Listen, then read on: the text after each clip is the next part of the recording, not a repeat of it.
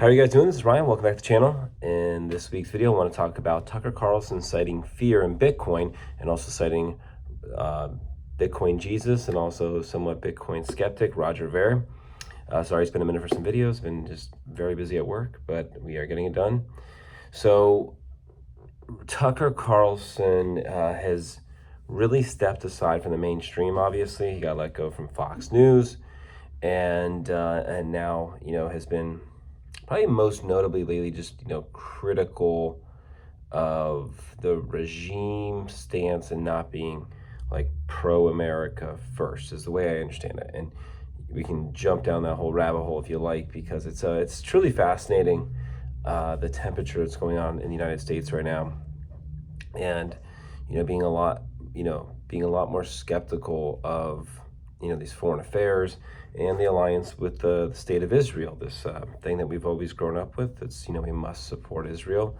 And that's being questioned a lot now as our country's $37 trillion in debt. And no one really knows what the benefit of supporting Israel is for the average American. The billions and billions of dollars of aid sent, the trillions of dollars in warfare spent. What is the average American getting except for high prices, taxes, and a challenging economy? So leading that in, so he's leading that front, and there's a lot of feeling that way in America these days. Now, how does that tie into Bitcoin? Well, Bitcoin was supposed to be our savior. These economic struggles have been going on for quite some time, really, stemming, most notably from the gold standard going away.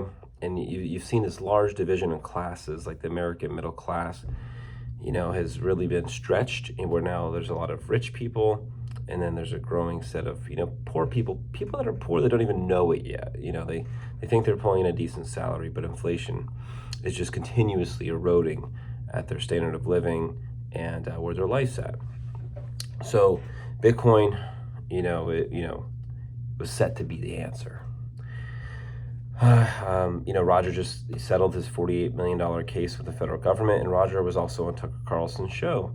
And, Roger is I think, going to be one of the most important people in Bitcoin's history, certainly if it goes well, because, he really stood against the crowd and saying, you making Bitcoin not usable as cash, not making it a private asset, not moving it in that direction was not good for Bitcoin. And, it cost him, a large reputation cost him a lot of, money if he just went forward, and, he would have more Bitcoin than Michael Saylor. And there's all kinds, and I don't know how much Bitcoin he has now, but long story short, he could have been like the guy still, but it would have taken a serious sacrifice of morals and principles. And if you follow Roger, he's a very philosophically driven person. He sees life in a very specific way, and that is interesting because now Tucker's looking at the situation as someone that reports on things and understands, like, what is this, why wouldn't it continue to be usable as cash and used for privacy? That was the promise that I always recall. Like, there must be some funny business going on here. So as it's just incredible that we live in a world where so many things feel like a psyop. It's clear as day that the United States does not prioritize its citizens in things, and prioritizes other things. So let's use like the Epstein files for example. The criminal gets like protection and and disappears, and we get little answers, and the people that suffer from these crimes get nothing. There are these people. It's a protected class. And similar with foreign policy, it's like we're taking care of this foreign country while the average American is struggling and watching his country go into $38 trillion of debt. It's like, what are we doing? Like, this is our government, and it seems like obviously Trump gets $230 million from Marian Adelson, and then he's over Israel, saying how she liked Israel more than America. Is that the way it's supposed to work? Aren't they supposed to care about America or like America more? So it's, like there's this growing sense of nationalism, but and I'm not saying like nationalism's like the best thing, more for like individualism, but it shouldn't be like a co-opt or a psyop that like they're taking wealth because we have had a decent amount of freedom that created wealth. So similarly with Bitcoin, like it's clearly a psyop. Like it is the answer in Bitcoin Cash.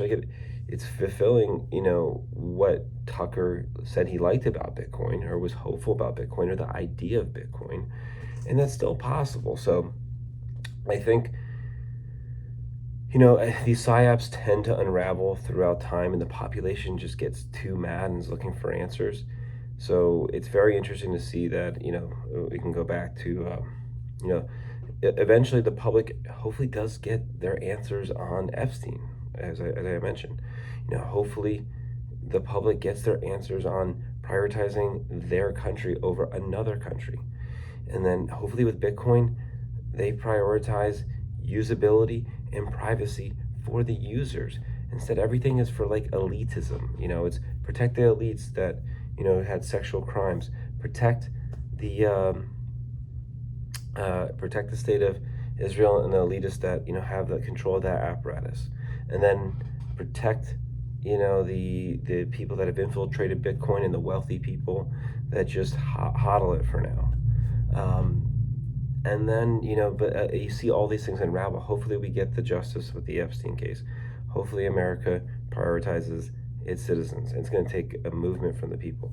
And then hopefully, another movement from the people. People want cash that the government doesn't have control of, that they can use daily to better their lives. And I think that's what Tucker was talking about. And I know and he's citing Roger Ver. I know that's the mission that he discussed. So let me know, what do you guys think about Tucker? Kind of talking bad about Bitcoin, which could be talking bad about crypto. But I think these Bitcoin skeptics, even the Peter Schiffs, they're not going to be entirely wrong. A lot of things Peter says these days, being anti-Bitcoin, he's not necessarily wrong. And I used to be very critical of Peter because he was one of the reasons I didn't buy Bitcoin in 2011, because he was a doubter then. But he was obviously wrong for a good amount of time, and he's still wrong in terms of returns.